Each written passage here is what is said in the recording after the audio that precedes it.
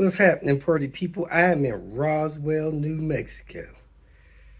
It's a dirty place down here. I looked at this vehicle I'm going to be working on today last night just to kind of get a feel for what I was going to be getting into.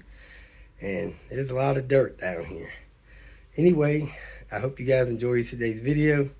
Had a few good clips. I was still in Las Vegas. Did a seat scan, a few other things, and just trying to get people taken care of. So thanks for watching. Have a great day. Kicked off the Tinker Day. Had to run to the auto parts store, pick up some of this oil dry stuff, because we made a mistake and put the oil catch container on the wrong angle, and it just leaked out of there. So got that absorbing. We'll come back, finish cleaning that up later. Kicking off the Tinker Day with a gift from my Vegas buddies. Woo woo. Next, I'm gonna clean some of this up and put some JB Weld steel on it to strengthen those. Mixing up some of this steel weld stuff. Quick setting steel reinforcement epoxy. Works on all kind of stuff. It's got the list of stuff on the back. Mix it up. It's supposed to set in 6 minutes, cures in 4 to 6 hours. So I'm gonna put it on here to reinforce this one and build this one up, hopefully, and then install it before I leave, and hopefully this thing won't break as easily in the future. That's how I put it on there. Even filled that hole up, front and back. That should strengthen these things. I should put some around those holes too, because a lot of times those holes split. Let me spread some around those too. On this car, you should disconnect the battery before you remove the seat. I gotta remove the seat, and I gotta unplug the seat, which includes the SRS sensor for the seat. So let me get that disconnected, disconnect the seat belt, get this seat out of here so we can put a fresh skin on it. I like to position the seat right here where the track is even here. I can get at this stuff, get at the connectors, raise the seat all the way up front and back. When removing the seat, you don't have to take that T50 loose to get the seat belt loose. It's got a little button there. You push in on that button with a screwdriver and pull that right out. And you're ready to pull the seat out.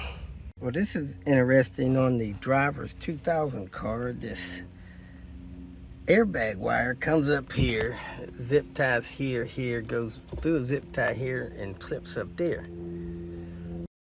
But it comes through the seat skin here. So I don't think we're going to be able to duplicate that. I'm going to cut that so I don't damage that wire and go ahead and get this out of here.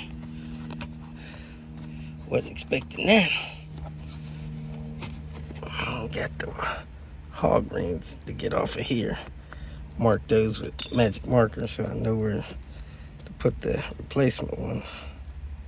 Heck, I don't think this one was clipped on anything.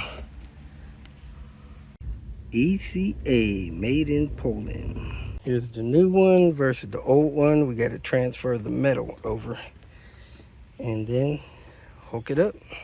Zip ties. I normally like this brand. As you can see, I have an older pack there.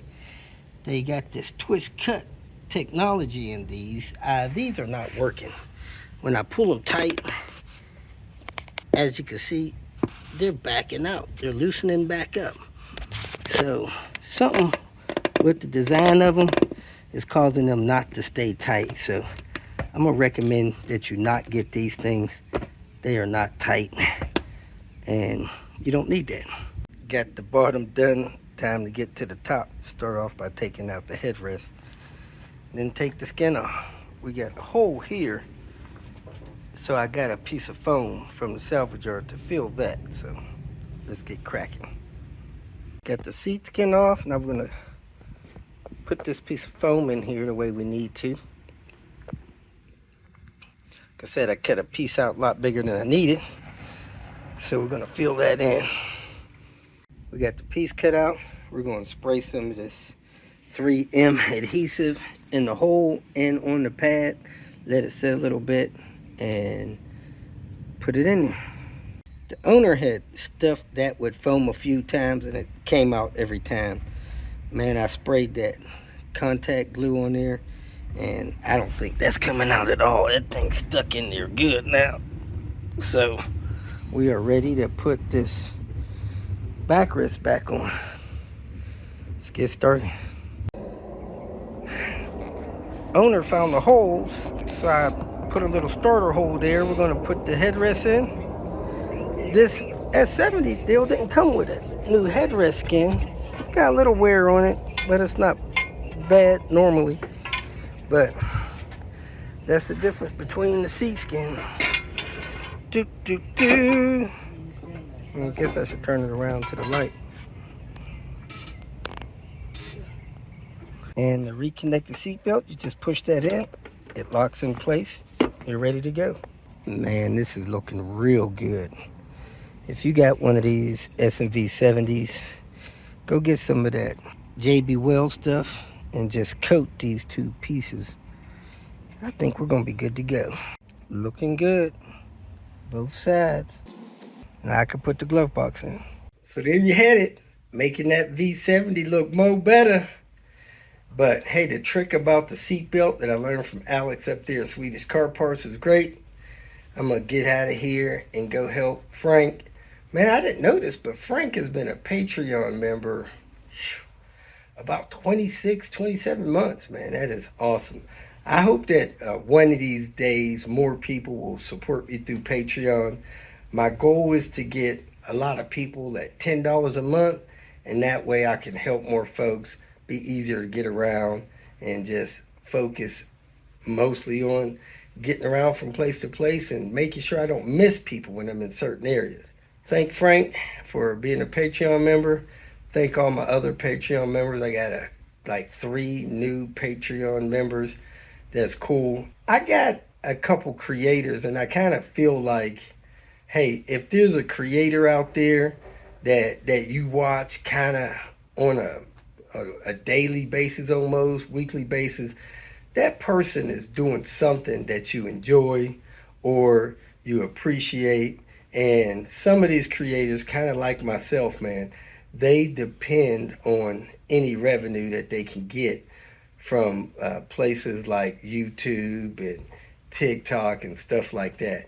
And I tell people, hey, if you got a person that you're watching once a week or so, they cheer you up, they give you information, something like that, throw them a bone every once in a while. I got a couple that I send maybe $10 to every once in a while. Man, just imagine if every one of my subscribers sent me $10 a year, man, I could go around the country and not have to worry about a dime or even charge people a dime. Unfortunately, it's not like that, and very few people actually donate or give to their people that they watch.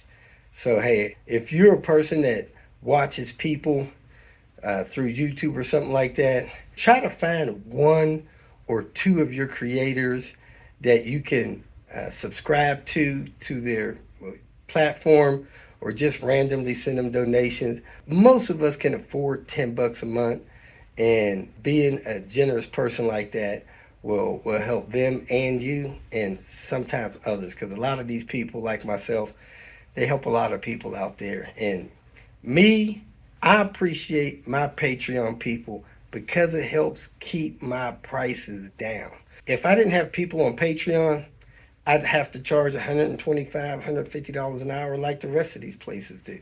But because of those people that support me through Patreon and those donations I get randomly, I can keep my prices affordable for most people. So that's the goal. I appreciate it. Thank you very much for watching till the end, and have a great day.